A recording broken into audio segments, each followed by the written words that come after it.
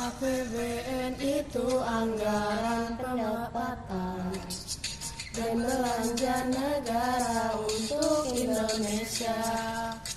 APBD itu anggaran pendapatan dan belanja daerah di Indonesia.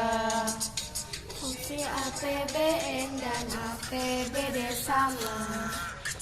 Fungsinya sama-sama ada 6 buah. Menurut Undang-Undang Nomor 17 Tahun 2003 tentang keuangan.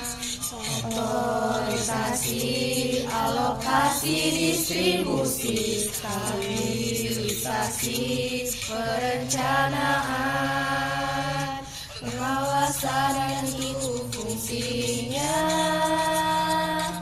Jenis-jenis pengelolaan negara, ada belanja pegawai, belanja barang dan murah, belanja bunga, subsidi dan hibah, belanja menurut fungsinya dan juga transfer daerah.